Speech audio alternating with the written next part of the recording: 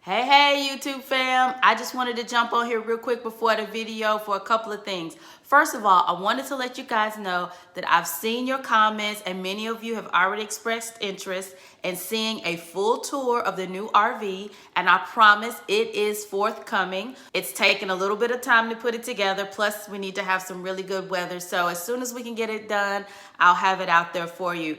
And then also, I want to thank you guys for your support of this channel by liking, sharing, commenting, and those of you who have already subscribed to the channel, we are just about to hit 5,000 subscribers. Woo! So thank you so very much. And if you have not subscribed, I want to encourage you to please, sir, please, ma'am, click that subscribe button. I don't know what you're waiting on. You might as well. So we don't ask for financial support for this channel, but we do ask, if you like the content of this channel, that you subscribe to the channel and click your notifications bell, and that costs you $0. So go ahead, guys, help us reach that 5,000 subscriber goal. We really do appreciate you. And now let's get into this video.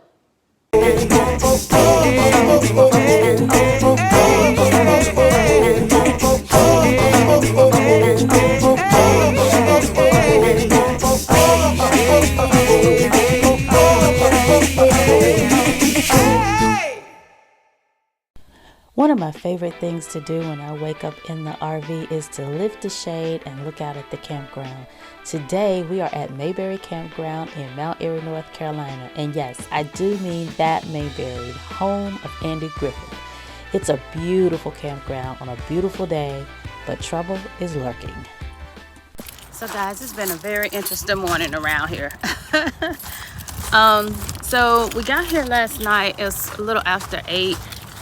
And by the time we got set up and everything situated, it was around 9, and we had to get dinner and all this kind of stuff. So we broke our own rule by arriving to the campground at night.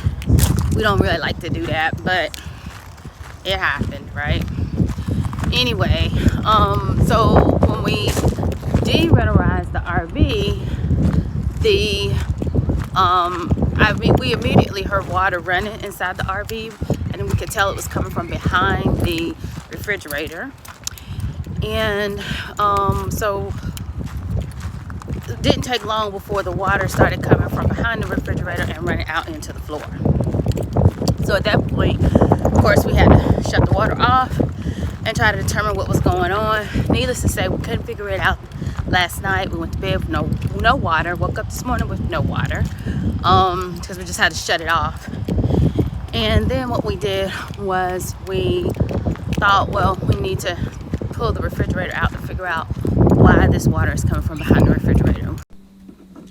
So we figured out what the problem was. The water line going to the ice maker in the refrigerator was not properly winterized. And so when we de-winterized the RV, that water line burst, causing the water to leak. Turns out we did not have to get behind the refrigerator after all. One of the members on the Fleetwood Owners Facebook group saw my dilemma that I posted on the page. He happened to have the same model that we had. He told us to take the drawer out up under the cooktop, and there we would find the shut off to the ice maker. And voila, we were able to shut that line off, turn the water back on, and continue with our camping trip. Guys, there is some real value to being a part of the Facebook groups for your particular make and model of RV. And now that we got the water situation worked out, it was time to move on to some more important things, as my grandson is demonstrating.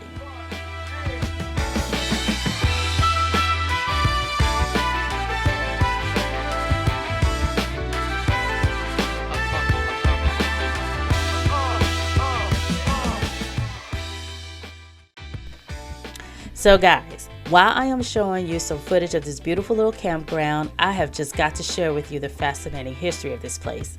I just love a good backstory. So check this out. The campground is built on part of the farmland owned by the world-famous twins Ing and Chang Bunker. It is currently owned and operated by the great-grandson of Ing Bunker. Ing and Chang were twins from Siam, which is now known as Thailand. And before they were known as conjoined twins, the term Siamese twins was actually coined after them. They were the world's first Siamese twins. They were brought to America by two Westerners who arranged for them to travel around the world as entertainers for their own financial gain. Eventually, the twins broke away from the Westerners and retired from entertaining.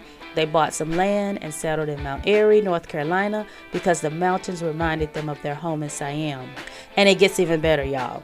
Check this out. The two married two sisters from the area. They would alternate spending 3 nights at one brother's home and then 3 nights at the other brother's home. Ing fathered 11 children and Chang fathered 10 children, making it a total of 21 kids born to the two marriages. Today, there are thousands of Bunker descendants, and many of them still live in Mount Airy. It is such a fascinating story, y'all. I was just captivated by the details. Truly amazing.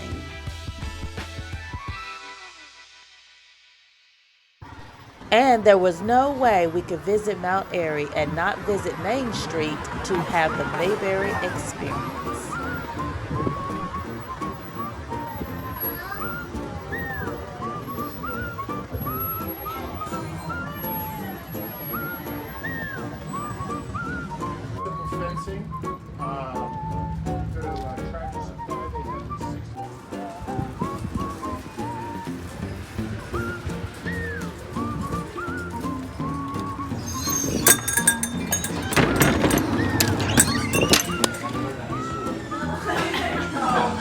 Didn't?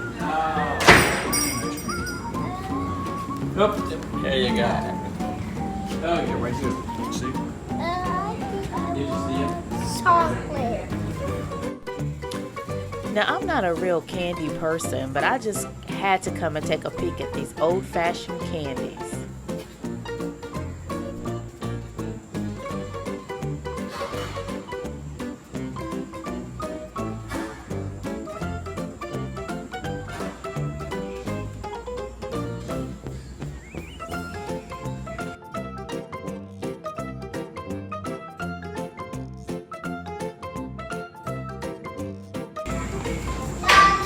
Yes. I'm just looking at the candies. Woo! We managed to escape with no candy and just 1 scoop of ice cream. Thank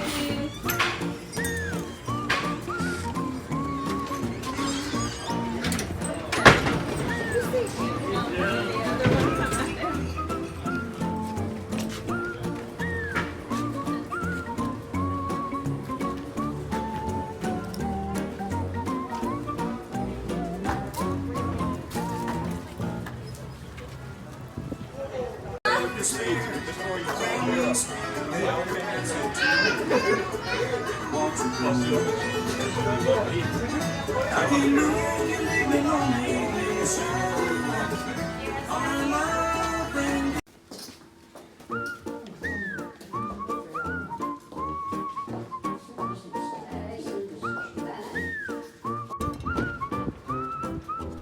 And if you happen to be a fan of the Andy Griffith Show, then I'm sure you will have an appreciation for this place.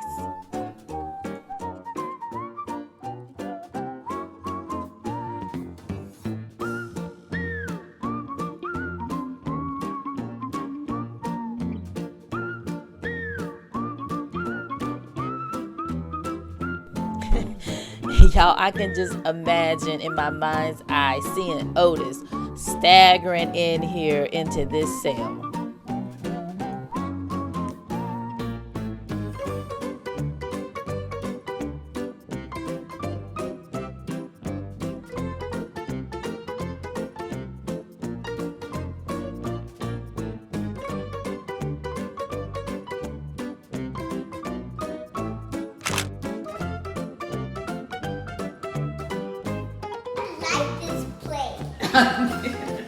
Nice.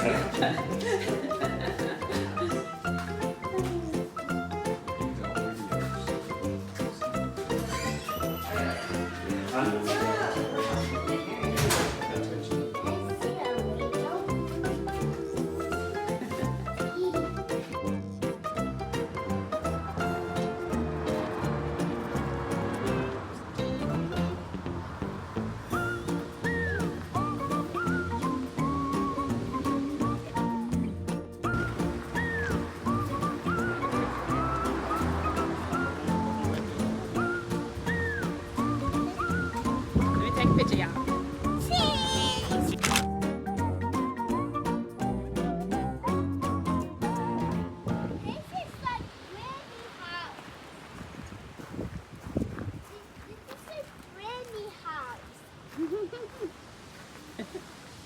Old house, isn't it? Yeah, is Granny living here? Do Granny actually live here? Nobody lives here now.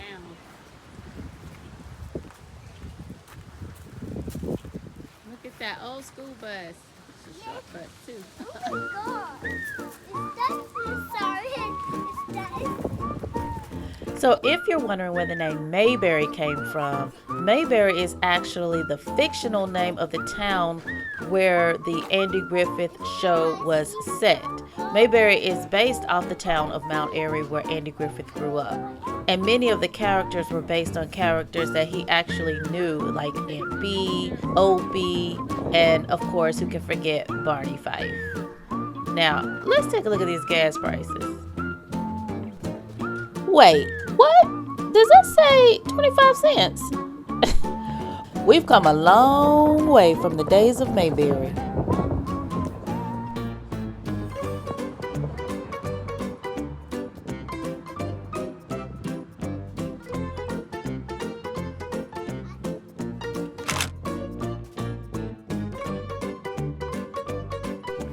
This truck brought back memories for me. My dad had a truck like this when I was growing up.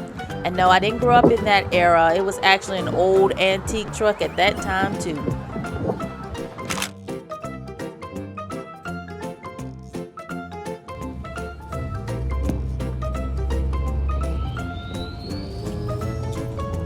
We had a wonderful time at our stay at Mayberry Campground, and there were so many things to see and do in the downtown area.